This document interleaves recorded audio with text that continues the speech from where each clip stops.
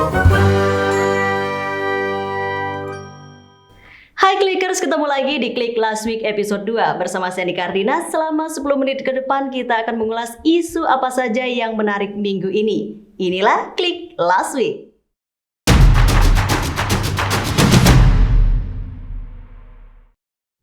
Hits kabar dunia minggu ini adalah rencana dari Presiden Amerika Serikat atau Joe Biden yang berencana untuk mencabut label atau daftar hitam terorisme terhadap kelompok Houthi di Yaman. Perubahan kebijakan ini terjadi sehari setelah Biden mengumumkan diakhirinya dukungan Amerika Serikat terhadap operasi penyerangan yang dipimpin Arab Saudi ke Yaman. This war has to end. And to underscore our commitment, we are ending all American support for offensive operations in the war in Yemen, including relevant arms sales.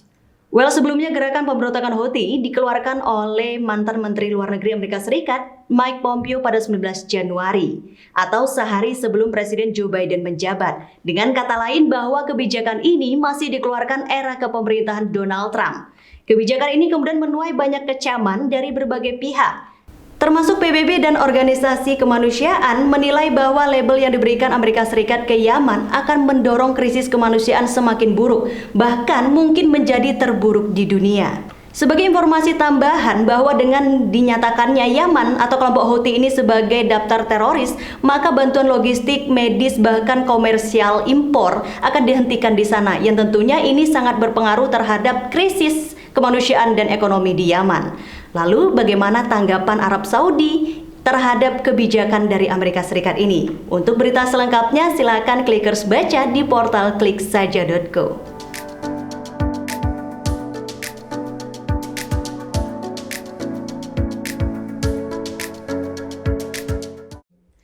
Kabar gembira untuk insan pers di tanah air. Presiden Joko Widodo menyatakan akan memberikan 5.000 dosis vaksin kepada awak media.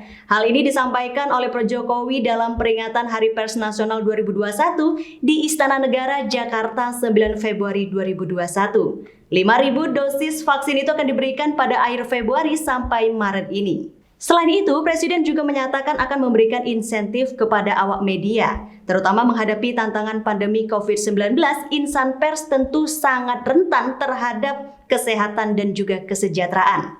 Insentif yang dimaksud antara lain pembebasan pajak penghasilan 21 atau PPh 21 bagi awak media yang berlaku hingga Juni 2021. Kemudian pembebasan PPh impor dan juga percepatan restitusi. Insentif yang diberikan ke industri lain juga diberikan ke industri media termasuk pembebasan abonemen listrik. Masih terkait dengan Hari Pers Nasional, Menteri Kominfo menegaskan bahwa industri pers dan media dituntut untuk mengubah proses pemberitaan menjadi semakin ringkas dan efisien. Sebab kebangkitan media sosial sebagai media yang dipercaya masyarakat dapat memantik berbagai isu di masa depan, seperti permasalahan hak cipta dan reproduksi konten. Klik saja dimulai dari gagasan. Begitu juga media dan jurnalistik sebagai perangkatnya.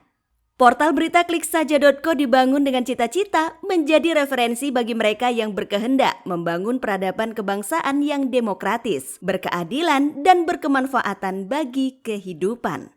Dukung kami dengan berlangganan di kliksaja.co atau Klik Magazine. Banyak istilah-istilah baru diciptakan, utamanya untuk menghadapi pandemi COVID-19. Kita sejak awal tentu sangat familiar dengan istilah-istilah lockdown, social distancing, ODP, PDP, herd immunity, OTG, dan lain-lain. Pemerintah juga secara berkala menerapkan berbagai kebijakan, bahkan mungkin hanya sebagai pergantian istilah saja. Misal pada bulan Juli 2020, pemerintah mengganti istilah lama pada COVID-19, seperti ODP, PDP, dan OTG dengan istilah operasional baru, seperti suspek, probable, dan konfirmasi. Ketika dunia menerapkan karantina wilayah, bahkan negara, Indonesia menerapkan khusus pembatasan sosial berskala besar atau PSBB. Terbaru juga pemerintah membuat kebijakan pemberlakuan pembatasan kegiatan masyarakat atau PPKM utamanya untuk wilayah Jawa dan Bali. Lalu sejak 9 Februari 2021, PPKM kemudian diperpanjang dengan istilah baru yakni PPKM berbasis mikro. Kebijakan tersebut tertuang dalam Instruksi Menteri Dalam Negeri Nomor 3 Tahun 2021 tentang pemberlakuan pembatasan kegiatan masyarakat atau PPKM berbasis mikro dan pembentukan pos komando penanganan COVID-19 di tingkat desa, kelurahan, RT, RW, bahkan kecamatan. Presiden Joko Widodo secara khusus meminta pemerintah daerah untuk menguatkan PPKM pada level mikro dan 3T, testing, tracing, dan treatment kepada pasien. Presiden juga mengingatkan masyarakat untuk selalu disiplin dalam penerapan protokol kesehatan. Lalu, apa sih sebenarnya bedanya PSBB, PPKM, dan PPKM berbasis mikro ini? Kita akan bahas selanjutnya.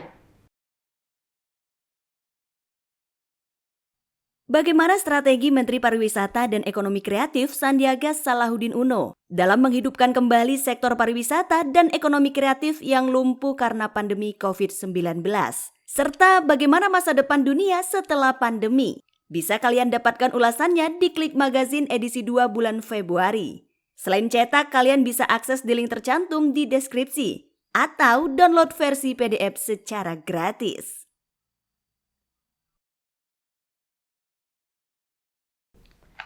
Masih terkait dengan COVID-19, apa sih sebenarnya perbedaan antara PSBB, PPKM, dan PPKM berbasis mikro? Pada dasarnya hampir sama, di mana semua kebijakan ini bukan merupakan bentuk karantina wilayah atau lockdown, namun hanya pembatasan atau pelarangan kegiatan-kegiatan yang memungkinkan banyaknya interaksi dan perkumpulan, misal sekolah, kerja, ibadah, dan lain-lain. Perbedaan PPKM khususnya wilayah Jawa dan Bali. PPKM tertuang dalam Instruksi Menteri Dalam Negeri Nomor 1 Tahun 2021.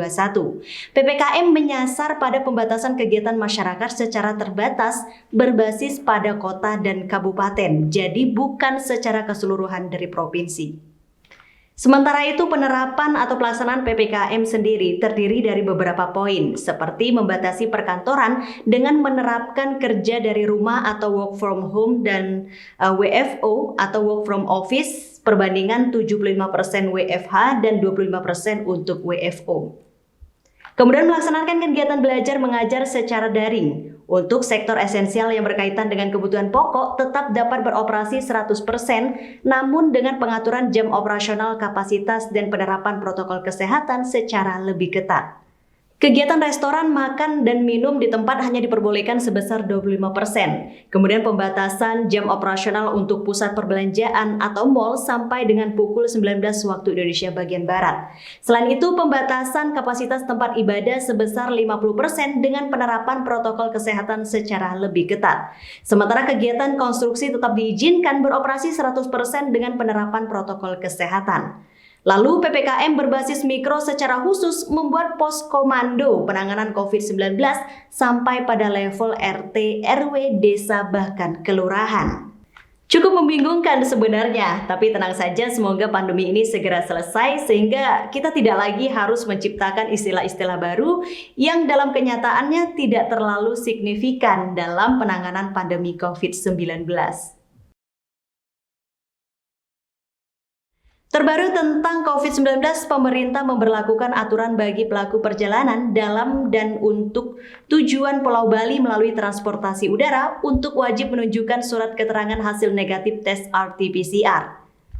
Berdasarkan surat edaran Satgas Penanganan COVID-19 Nomor 7 Tahun 2021, surat keterangan hasil negatif tes RT-PCR itu yang sampelnya diambil dalam kurun waktu maksimal 2 kali 24 jam sebelum keberangkatan. Atau pelaku perjalanan bisa juga menunjukkan surat keterangan hasil negatif rapid test antigen yang sampelnya diambil dalam kurun waktu maksimal 1 kali 24 jam sebelum keberangkatan. Selain itu, para pelaku perjalanan harus mengisi e-hak Indonesia. Masih banyak lagi info menarik minggu ini di dunia. Yang sedang populer saat ini adalah gerakan perempuan di Kuwait, di mana menentang pelecehan seksual yang mengerikan terjadi di sana. Mereka kemudian menentang budaya malu serta konservatif untuk perempuan berbicara.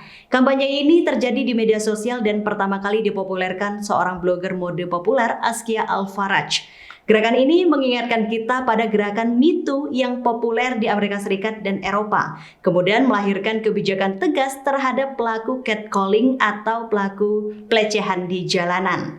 Ada juga info penting lainnya tentang cuaca ekstrim yang disampaikan oleh BMKG, revisi Undang-Undang Pemilu yang terus bergulir, kemudian meninggalnya Ustadz Maher di Rutan dan tweet war yang mengharapkan adanya visum terhadap jenazah beliau, hingga update penolakan ribuan warga Myanmar terhadap kudeta militer. Semua bisa Clickers dapatkan di portal Klik Saja.